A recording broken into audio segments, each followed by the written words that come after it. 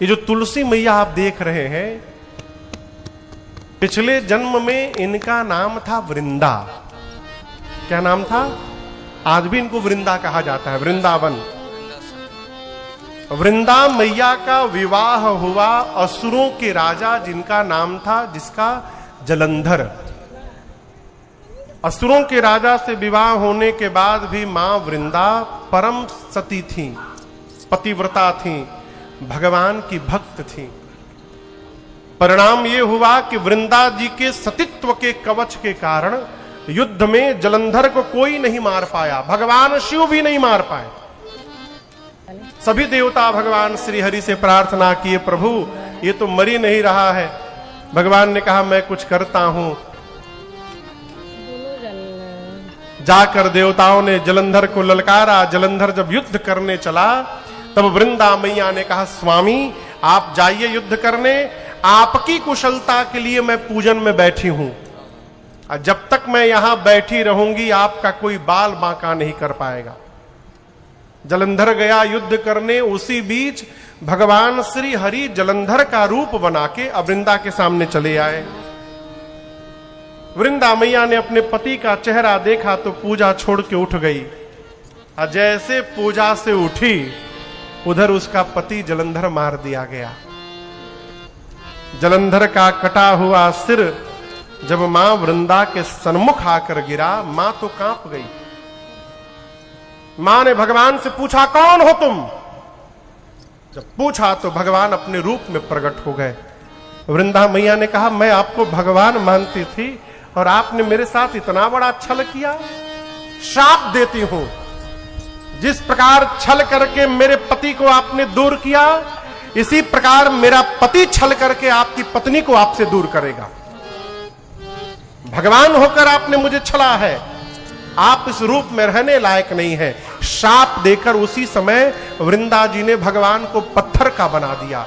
वहीं पर पहली बार भगवान शालिग्राम भगवान बने, पहली बार।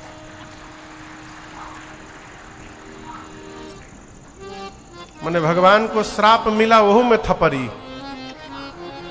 हाँ? भगवान जब पत्थर के बन गए अब तो हाहाकार मचा। लक्ष्मी जी, देवता आदि सब गण आए, आकर वृंदा से प्रार्थना करने लगे, सृष्टि समाप्त हो जाएगी, भगवान को पहले जैसा बनाइए। तब वृंदा जी ने फिर से भगवान को पहले जैसा बनाया और उसके बाद अपने शरीर को योगाग्नि से जलाकर मां वृंदा ने भस्म कर दिया। तब पहली बार वृंदा जी के शरीर के राख से ये तुलसी जी का विरवा प्रकट हुआ वहां पर पहली बार। तब भगवान श्री हरि ने कहा, आज के बाद मेरा एक स्वरूप शालिग्राम का रहेगा और शालिग्राम जी का विवाह लक्ष्मी जी के साथ नहीं होगा, शालिग्राम का विवाह तुलसी जी के साथ किया जाएगा। भगवान ने वचन दिया और ये भी कहा कि जब तक मेरे भोग में तुलसी दल नहीं पड़ेगा, मैं आज के बाद कोई भोग स्वीकार करने वाला नहीं हूं। भगवान ने मां को अपने सिर पर स्थान दिया, इसीलिए तुलसी मैया भगवान के ऊपर चढ़ी रहती है। अरे कोई परदेसी सी नारी मुड़े चढ़ी हो, कोई परदेसी सी नारी। मां भगवान के ऊपर चढ़ी। ये राम जी के जन्म का दूसरा कारण। तीसरे कारण में नारद जी ने श्राप दे दिया। किसने? जोर से बोलिए, बोलिए। आपको विश्वास हो रहा है? नारदो जी श्राप दे दिए भगवान के। देखिए, एक भारत में साधक हुए, प्रातः स्मरणीय पूज्य श्री पथिक जी महाराज, विलक्षण विभूति हुए, विरक्त महापुरुष। वो अपने को कहते हैं कि पथिक तुम बहुत बड़े ज्ञानी हो तो घमंड में न रहना। पथिक तू अक्लमंदी पर विचारों पर न इतराना, विचारों पर न इतराना। क्यों? कहाँ कब मन बदल जाए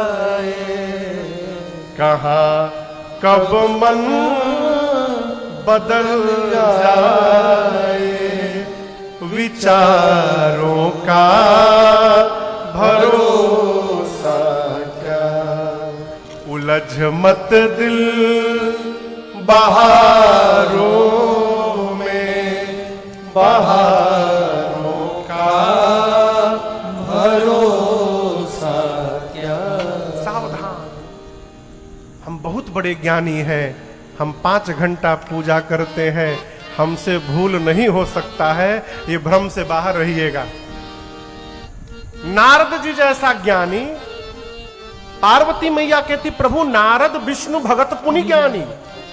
नारद जी भगवान विष्णु के भक्त हैं, ज्ञानी हैं, उन्होंने श्राप दे दिया।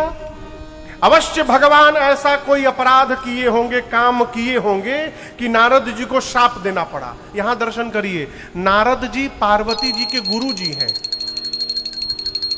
तो ये नहीं बोल रही कि गुरु जी ने गलत कर दिया। क्या बोल रही हैं? भगवान ही ऐसा कोई काम कर दिए होंगे कि हमारे गुरु जी को श्राप देना पड़ गया। ये गुरु निष्ठा है। देखिए, जिसको मानिए ना उसको पूरा मानिए, लेकिन रख के ना माना जाए। शंकर भगवान ने कहा देवी आप क्या कही रही हैं?